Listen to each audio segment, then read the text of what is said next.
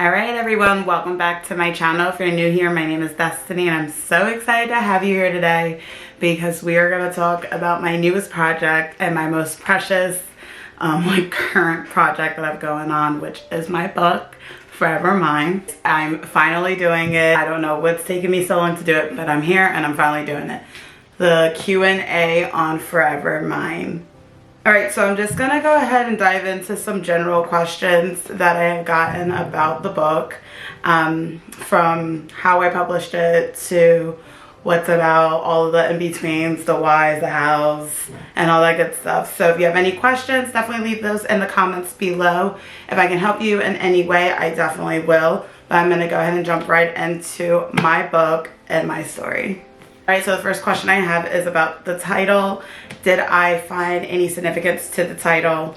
Forever Mine is definitely, it came to me like in the midst of a conversation one day, and I just really loved the idea of doing a trilogy about a couple and the term forever and how we genuinely don't see that being used like authentically. So I wanted it to have this like dedication to one another, and I felt like the title just flowed with what our character stories are and what they are to each other. So this is a erotic romance. It is pretty out there.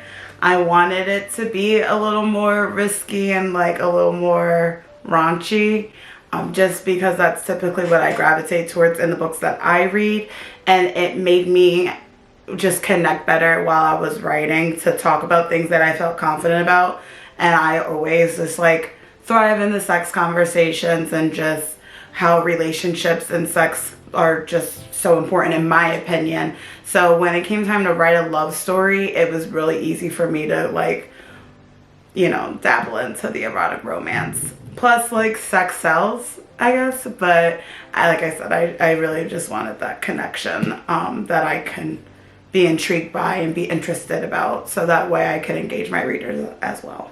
I mean, so the objective of the book is good sex, right? So it's about this girl who's like living her best life, and she happens to come across this like once in a lifetime opportunity to like be the center of attention to this billionaire who she does not think or take serious for like 2 seconds, because like she just knows she's not that lucky of a person. Like there's no way that this like hot millionaire, no, sorry, not billionaire, this hot like millionaire is gonna like come sliding my way and make me feel like all these great things. Like, I don't know, Reagan just really didn't think that she was like it could be real, and she ends up falling in love with this like epic millionaire and has this like love story that seems like almost untangible for her and just unimaginable. And she goes through this whirlwind of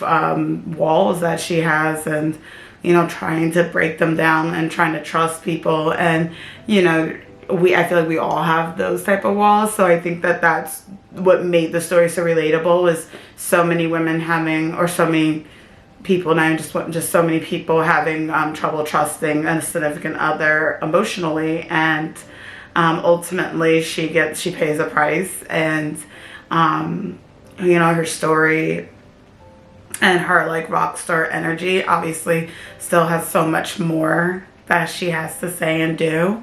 So the story is definitely, you know, for me, it's like if I can fantasize and find something extraordinary like that, like what would it look like? And you know, Carter delivers that. Carter's that Prince Charming meets like tie me up and do all these unspeakable acts to me, because it just feels so right.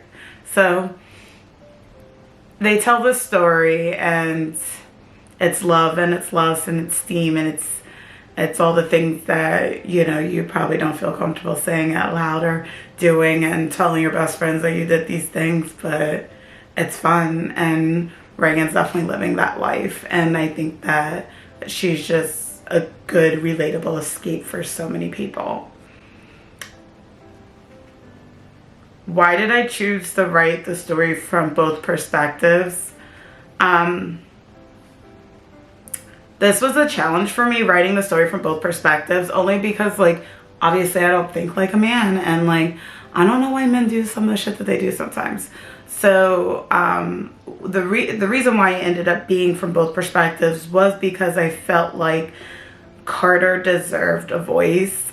He wasn't going to be these, you know, traumatized, you know, tainted childhood, disturbed men. He is a playboy and he's out there, but he ends up having this heart that just you can't even believe exists because so many, you know, scumbags ruin it for us type thing. And I wanted his voice to be heard because I wanted him to be a relatable character for people to maybe aim towards. And, you know, there is great love out there that can meet great lust and great sex and great everything. And, you know, just how we obtain that and how we, you know, manage to lock someone in like that. So the story overall, the goal was to make it relatable and make you wanting more. And I feel like Reagan and Carter, just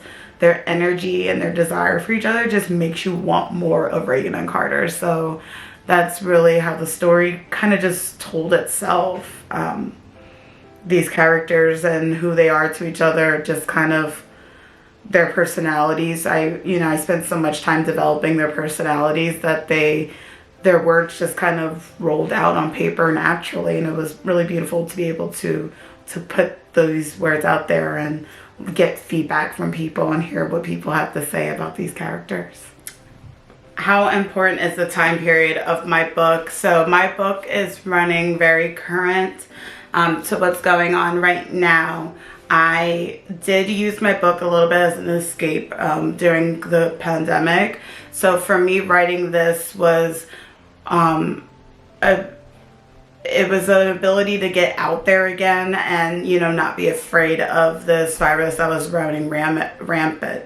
My father did die of the virus, so I, at the time, just felt very isolated, and I wanted to remember the world the way I remembered before we were tainted by COVID-19. Which location in the book would you most like to visit? So I love Philly, obviously. That's why I wrote the book in Philly. I just feel super connected to the city, and I'm not there all the time, but I just love the atmosphere there. But yeah, if I could visit any city or any location in the book, it would definitely be Paris. To experience Paris the way that Reagan experienced Paris was just so beautiful, and so just romanticized, and I just really just wish that I was able to live that day like she lived it. So yeah, if I could definitely visit anywhere, it would be Paris. What did I like most about the book?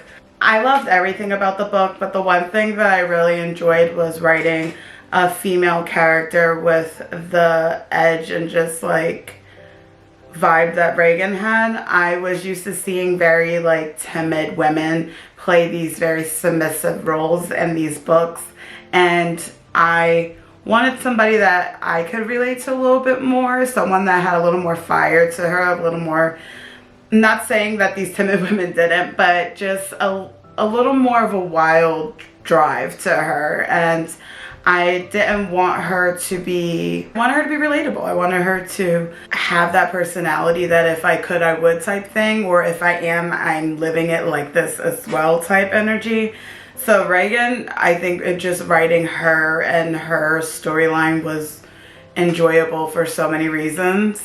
Overall, I do think that her character can resonate with a lot of women, so. What did I learn from this book? I learned so much from writing Forever Mine, down to my ability to be creative, to challenging myself, self-discipline, and being a self-published author. It made it a little harder because I didn't really have anyone to answer to, and I just really had to hold myself accountable. So I liked that challenge for myself while I was writing my book. did my characters seem believable to me. As the writer, obviously, I felt like they were believable. But yeah, I think that each character in the book has their own role, and I think that someone could resonate with one of the characters. Reagan herself is surrounded by pretty strong women. Carter has a group of men around him as well. Just the relationship with the parents and stuff. I just feel like there's a little bit of every type of personality in the book. Each person so like important to Ray and her life, and just Reagan and Carter's story as a whole. If the book were to be made into a movie, who would I pick as the lead? So I personally would love for this book to become, in my heart I feel like it should become a Netflix like movie, like a trilogy of some sorts or something. In my heart, I believe it should be on Netflix. But if I could pick anyone for the role, I mean, Carter, I don't know. I mean, to find like somebody like tattooed and like these green eyes and that dark black hair, off the top of my head, I probably would say probably like Maxi Iglesias, someone like that, just like really like rugged, hot, like carries himself with a little more like dominance, or like Jason Momoa, or I don't know, someone like along those lines, just like somebody that was more dominant. Yeah.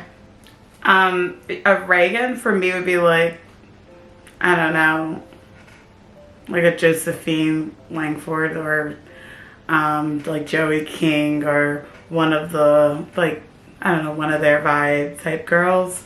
I definitely envision Reagan just being a little more like relatable. Honestly, there's this couple that I follow on Instagram that'd be like the perfect, like most relatable, Reagan and Carter, but I feel like that's kind of creepy because they're influencers, and I don't want to be like, that's who I envision for the book. But it would definitely be one of them. How did I feel about the ending? I get so much heat for the ending of Forever Mine, and I'm cool with it. I mean, Forever Mine originally started out, and the one thing I knew for a fact is exactly how that book was going to end, and I wanted that for the book.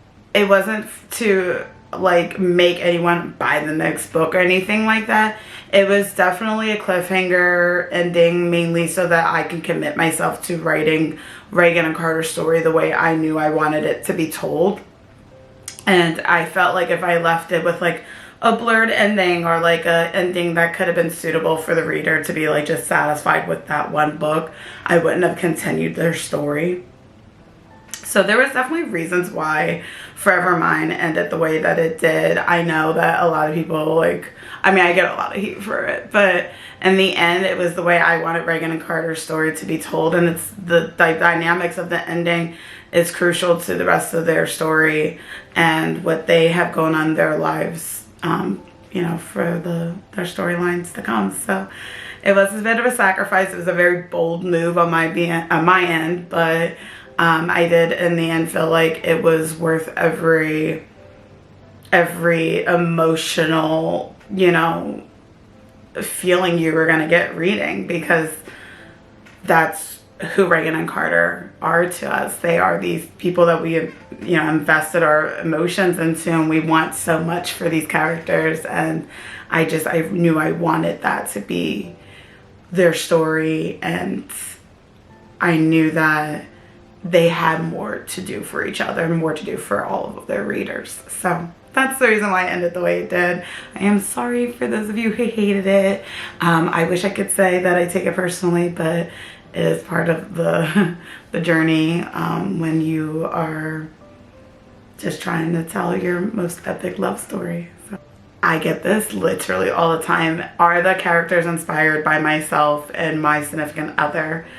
Reagan and Carter are not supposed to be the alter ego of myself and my husband. While I do adore the credit, and obviously there's always going to be some underlying inspiration from something, their entire story isn't stemmed from or inspired by my husband and myself.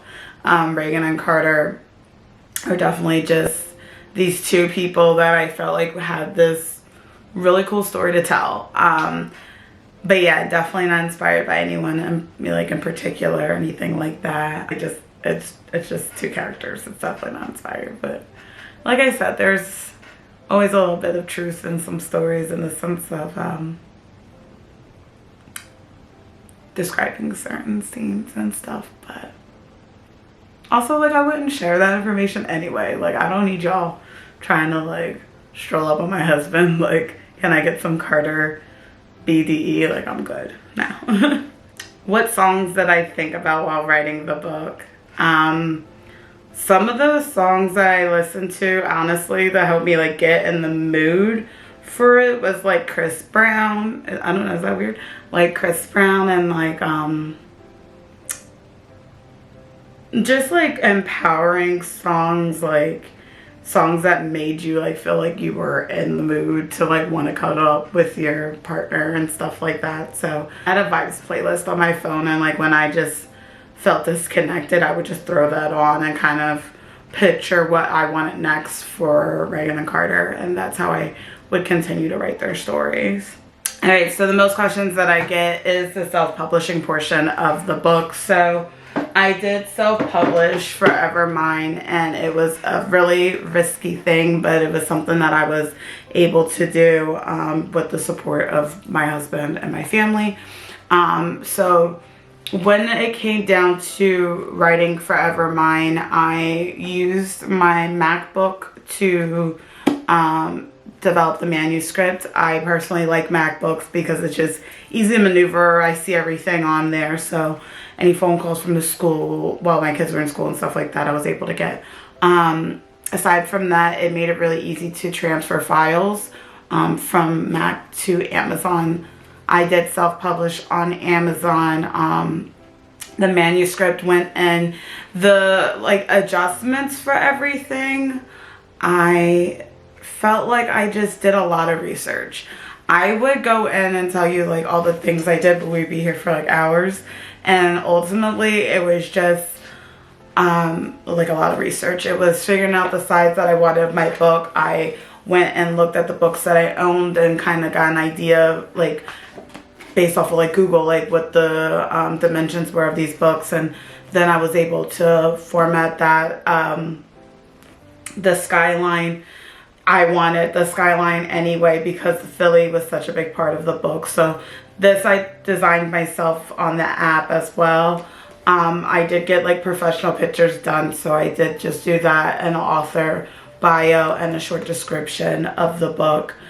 So this was all done on Amazon, and they publish, like, the pages are great, they're thick. The